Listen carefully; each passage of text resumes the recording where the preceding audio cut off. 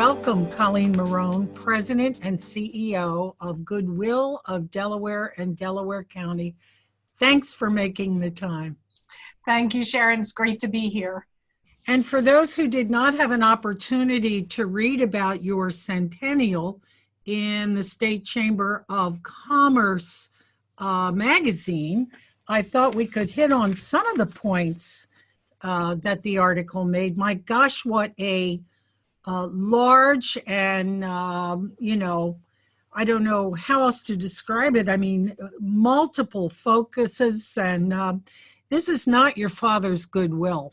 And many people may still think of Goodwill as, a premier recycling center, but there's so much more to the organization, and really jobs development seems to be at the core. Yes? Absolutely.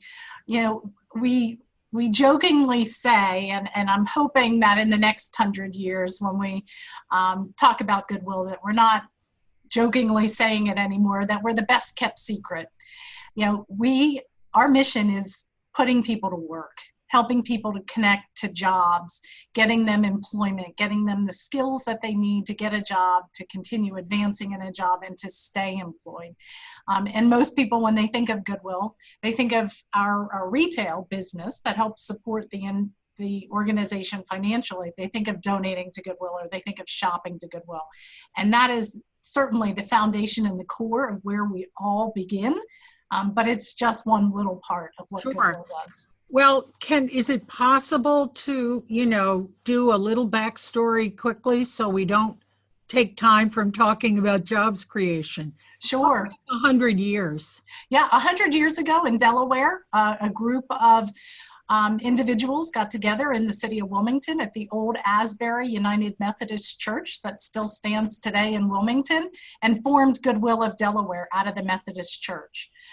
We succeeded from the Methodist Church probably in the mid-1990s and dissolved the relationships with a religious affiliation. Still founded on the same premise of taking items from the community, reselling them, and generating funds that help put people to work.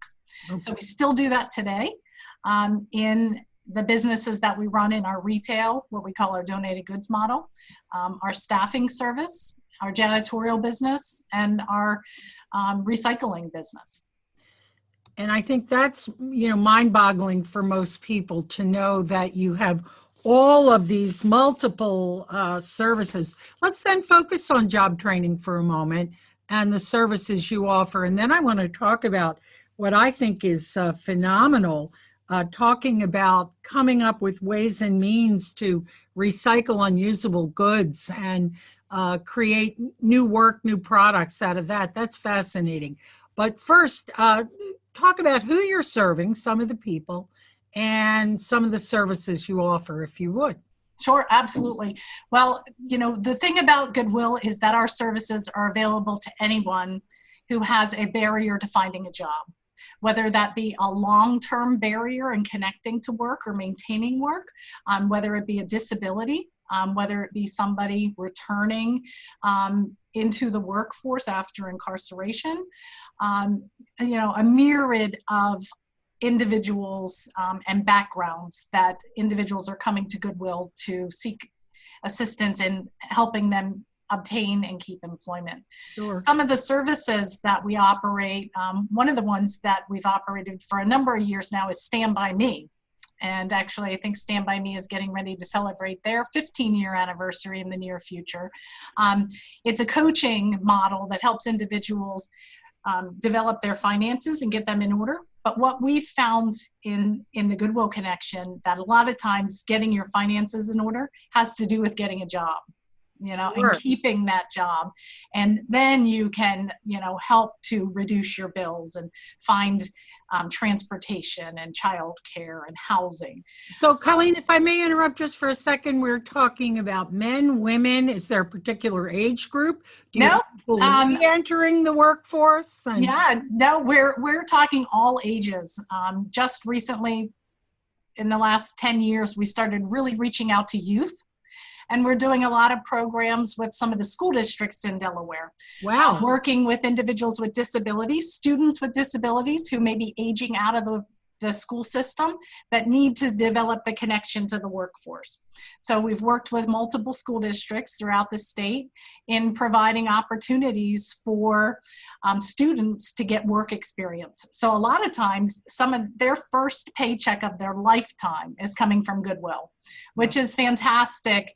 You know, I try to remember my first job, and I think I was paid cash for wiping out pizza trays at New England Pizza down in Newark, Delaware, way back in the day. I love New England pizza when I went to college. I was the one in the back, the kid who was wiping out, you know, those pizza pans in New England Pizza back in the day.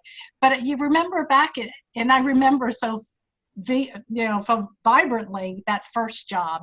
And what we want is, you know, youth in Delaware and Delaware County, Pennsylvania, to remember back on their first paycheck. You know, what were they doing? How did it change their life? You know, what little snippet did they take from that experience that carried through in their lives 40 years later? Absolutely. And where does most of the training happen? Is it in your Lee Boulevard? That seems to be a very large facility there. Yes. All of your facilities where? Yeah, you know, it's very integrated into just about every facility that we have. We have a job resource center here at our Wilmington location on Lee Boulevard. We have another one in Upper Darby, Delaware County. And we also have job training sites down in Dover and then one in Bridgeville, Delaware. And all of our retail locations, all of our janitorial sites, you know, a lot of the placements that our temporary staffing individuals are working are all job sites. So, you know, the thing that I love that Goodwill has transitioned to over the last 25 years is fully integrating the workforce training in the workforce. Wow. So this little interview series began as an opportunity to keep people connected during quarantine, during COVID. Tell me, how has the pandemic affected your work? So Sharon, I've watched all of your videos. They've been great. And a lot of times it was just helpful to see what other businesses were going through, how they were planning, and to just hear, you know, have that conversation in a very casual setting. We experienced everything that you could imagine through COVID, from, you know, closing our retail stores in, you know, probably a 7-day time frame that I would have never guessed. If you would have told me we would have closed all of our retail stores for anything, you know, I would have been like, that's not going to happen. To really stepping up and helping out some of the most impacted services throughout the state. Mm-hmm. So, you know, our retail stores closed, but people still donated. And, you know, we thank them for their donations. We had more donations during that period that you can imagine. But our janitorial services stepped up. We were doing deep cleaning services. We were doing extra cleaning services in facilities to help prepare sites where people were working and helping to get people back to work as quickly as possible. And our staffing services really kicked in. We received a call very soon after the closures from the Department of Labor. And, you know, they were faced with those astronomical claims that were coming in for unemployment. And our staff worked with the Department of Labor closely in helping to develop a training program to get people developed in the skills on how to answer these calls and how to process the claims, to filling the positions that were needed to handle the abundance of calls. And then we transitioned into working with Newcastle County in providing staffing for the COVID testing sites throughout Newcastle County throughout, you know, the last 8 to 10 months. That has been quite an operation. I think Matt Meyer and his team are taking over the world. You know? They have done a great job. And, really, you know, what a relief to so many people who needed somewhere to go when, you know, they needed to understand if they, you know, had COVID or, you know, whether or not they were just not feeling well. I know so many people that traveled through that system, and just, it was such a relief to be able to have somewhere to go. Well, I have one more question, but the big takeaway here is jobs, jobs, jobs, training, not only for people who may have some sort of a barrier or disability, but for people entering the workforce maybe for the first time, yes? Absolutely. And we've really been changing our focus and trying to gear a lot of the training that we're doing towards digital skills, because the work of tomorrow in the workforce is going to all be centered around the need for some level of digital skills. So how do we identify at what level somebody's digital skills are and help move through the continuum to develop those skills so they can provide the labor needed in the jobs that are coming for the future. Of course, as I say to my kids and grandkids, God help us all. I hope people remember how to speak and make eye contact, you know. Right.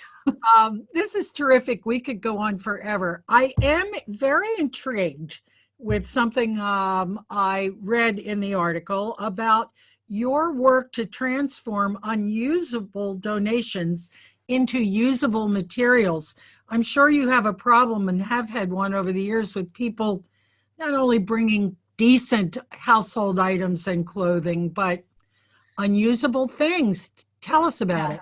So as you can imagine, we get a lot of items donated to us. A lot of them are usable and reused. Textiles are probably 99% of those textiles are being transitioned into some use, either at Goodwill or through a recycling process. Sure. Other items, you know, we're trying to figure out how we keep them out of the landfill. You know, our first opportunity is to try to sell them in our retail locations and to generate revenue to support the mission of Goodwill. But then how do we take those items that individuals have given us and keep them out of going into a landfill? So we've been doing a lot of different things, trying to work with some creative you know, reuse of items. We've worked with the University of Delaware and their fashion apparel center in creating opportunities for people to weave products into to new garments. They've done felting. They did some great sessions down at our Newark location on how to reuse textiles. But we're also looking on how to reuse plastics, how to reuse glass, how to reuse ceramics and wood that tend to be donated that don't have as much of a recycling component to them. So it's one of our initiatives of the future as we look to the next 100 years of Goodwill. You know, how do we provide that opportunity accelerator in jobs for the community? And then how do we also take all of these items that people are donating to Goodwill and make sure that they're being reused and or recycled so that we're having a positive impact on our environment. Wow, Colleen Morrone, you're a force. You and Goodwill of Delaware and Delaware County. So much more to learn. Will you come back and talk some more?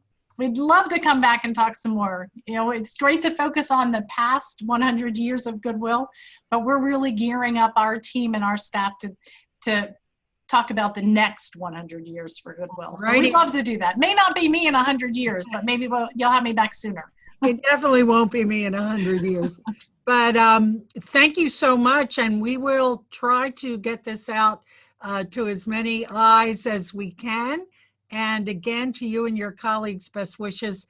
Thanks so much for your time. And you are now 100% open, COVID? We are 100% open. We have COVID safety procedures in all of our locations. We actually opened up all of our locations starting in June. We had some reduced capacity in all of our locations to meet the state guidelines. And we continue to meet those guidelines and make sure that we're providing our team, our employees, as well as our customers and donors with a safe place to shop and donate.